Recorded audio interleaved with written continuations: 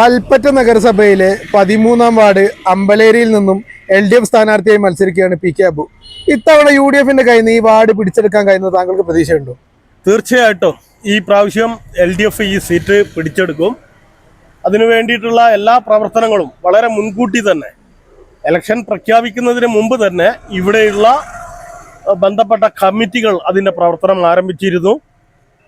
മറ്റൊരു അനുകൂല ഘടകം എന്ന് വെച്ചാൽ ഇവിടെ കഴിഞ്ഞ തവണ ഉണ്ടായിട്ടുള്ള 2 UDF കൗൺസിലർമാർ ഉള്ള വാർഡാണിത്. ഇപ്പം വിഭജനത്തിൻ്റെ ഭാഗമായിട്ട് 2 UDF കൗൺസിലർമാരുടെ വാർഡായിട്ടാണ് ഇത് വന്നിട്ടുള്ളത്. പുതിയ അമ്പലേരി വാർഡ്.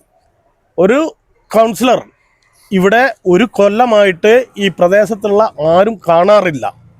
അദ്ദേഹം വയനാട്ടിലോ കേരളത്തിലോ തന്നെ അവരില്ല എന്നാണ് അറിയാൻ കഴിഞ്ഞത്. അതോടൊപ്പം തന്നെ മറ്റൊരു കൗൺസിലർ എന്നുള്ള രീതിയിൽ ഇവിടെയുള്ള ജനങ്ങൾക്ക് അന്യമാണ്. ഇവിടെ നിങ്ങൾക്ക് ഇപ്പം പോയി നോക്കിയാൽ കാണാം, ഈ വാർഡിൻ്റെ ഏറ്റവും പ്രധാനപ്പെട്ട റോഡാണ് ഈ നെടുങ്ങോട് പ്രദേശത്തെ റോഡ്. 3 കൊല്ലമായിട്ട് അത് കാൽനട പോലും അസാധ്യമാകുന്ന രീതിയിൽ ഒരു റോഡായിട്ട് അത് മാറുകയാണ്.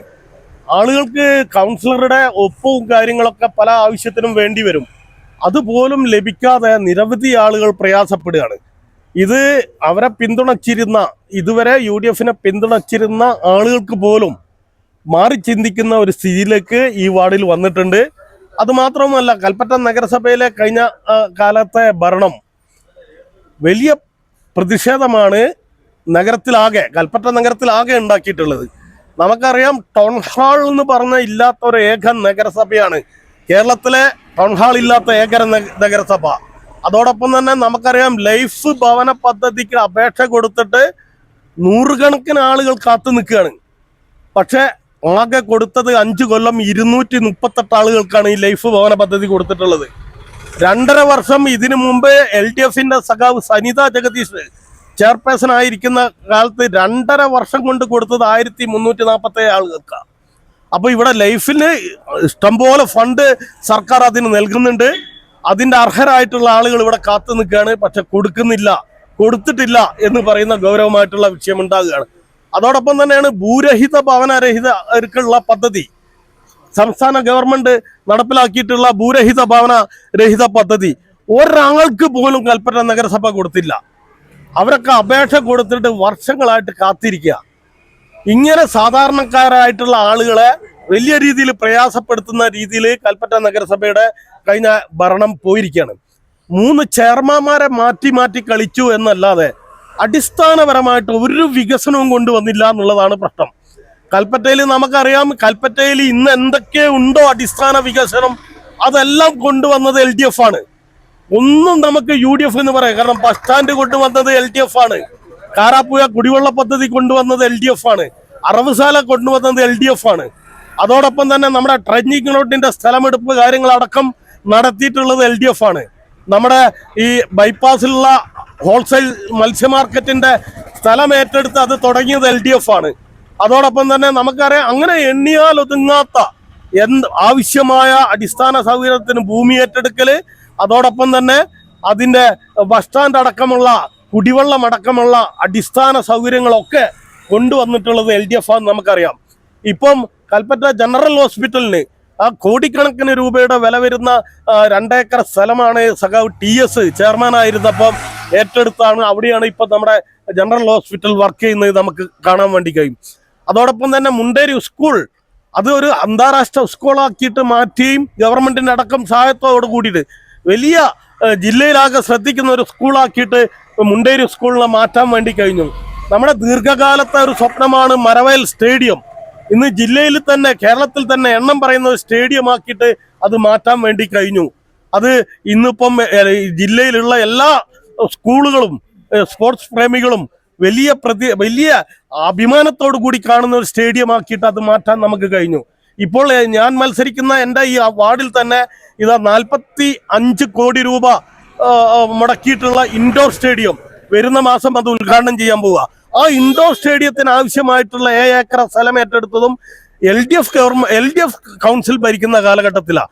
ഇങ്ങനെ എന്തെങ്കിലും അടിസ്ഥാനപരമായിട്ടുള്ള ഒരു നഗരത്തിന്റെ വികസനത്തിന് ആവശ്യമായിട്ടുള്ള എന്തെങ്കിലും ഒന്ന് ഞങ്ങളെ കാലത്ത് ചെയ്തു എന്ന് 10-12 കൊല്ലം 12.5 കൊല്ലം UDF ആണല്ലോ ഇവിടെ ഭരിച്ചത്.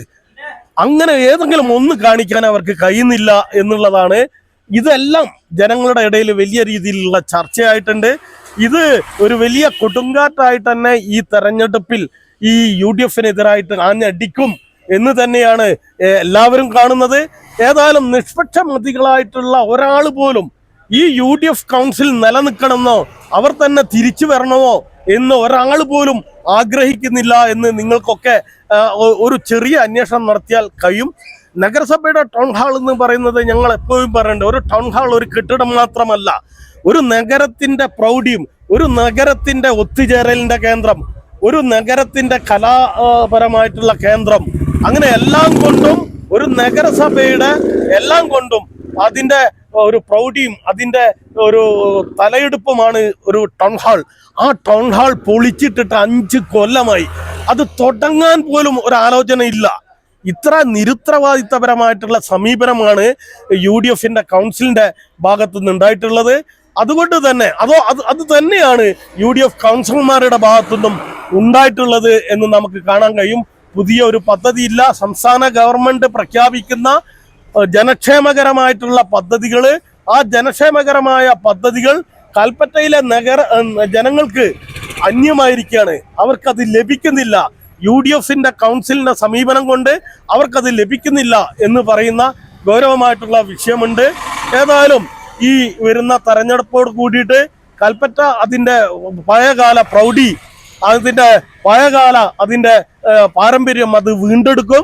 വമ്പിച്ച ഭൂരിപക്ഷത്തിൽ തന്നെ LDF-ന്റെ കൗൺസിൽ ഈ തെരഞ്ഞെടുപ്പിൽ അധികാരത്തിൽ വരും. അങ്ങനെ വരുമ്പോൾ ഇവിടെ നിന്നും ചരിത്രം സൃഷ്ടിച്ചുകൊണ്ട് ഈ വാർഡിൽ നിന്ന് അതിന്റെ പ്രതിനിധിയായിട്ട് LDF-ന്റെ പ്രതിനിധിയായിട്ട് ഞാനും കൂടി ജയിച്ചു വരും എന്നാണ് ഇതുവരെയുള്ള ഒരു സ്ഥിതി വെച്ചിട്ട് നമുക്ക് പറയാൻ വേണ്ടി കഴിയുക. സ്ഥാനാർത്ഥിയായ PK അബുവിനെ പറ്റി അശോകൻ മാഷിന് എന്താ പറയാനുള്ളത്? വളരെ കരുത്തനായ സ്ഥാനാർത്ഥിയാണ്. ഏത് പ്രശ്നത്തിൽ ഇടപെടാനും ആ പ്രശ്നങ്ങൾക്ക് പരിഹാരം കാണാനുമുള്ള സാമൂഹ്യ പ്രതിബദ്ധതയും രാഷ്ട്രീയ കാഴ്ചയുമുണ്ട്, ഉൾക്കാഴ്ചയുമുണ്ട്. അതിലൂടെ വാർഡിൻ്റെ വികസനത്തിന് ആവശ്യമായ ഇടപെടൽ കൗൺസിലിലും സർക്കാർ തലത്തിലും നടത്താൻ കഴിയുമെന്നാണ് പ്രതീക്ഷിക്കുന്നത്. ഒരു യുവാവെന്ന നിലയിൽ ആദിൽ മുന്നക്ക് എന്താണ് PK അബുഖാനെ പറ്റി പറയാനുള്ളത്? എനിക്ക് പറയാനുള്ളത് വെച്ചാൽ ഇപ്പോഴത്തെ മറ്റേ മുണ്ടിരി സ്കൂളിൻ്റെ എന്തൊരു കാര്യം ഉണ്ടെങ്കിലും എന്തൊരു ആവശ്യത്തിന് വിളിച്ചാലും അബുക്ക വരും. അതുകൊണ്ട് തന്നെ ഇപ്പം നെടുങ്ങോട് 13-ാം വാർഡിൽ ഇപ്പം മത്സരിക്കുന്ന PK അബുക്കയാണ്. അപ്പം അബുക്ക ജയിക്കുമെന്നാണ് ഞങ്ങൾക്ക് എല്ലാവർക്കും ഉള്ള ഉറപ്പ്. ആ വാർഡ് നല്ലൊരു വികസനം ഉണ്ടാവുമെന്ന് ഞങ്ങൾക്ക് എല്ലാവർക്കും ഒരു ഉറപ്പുണ്ട്. അതാണ് എനിക്ക്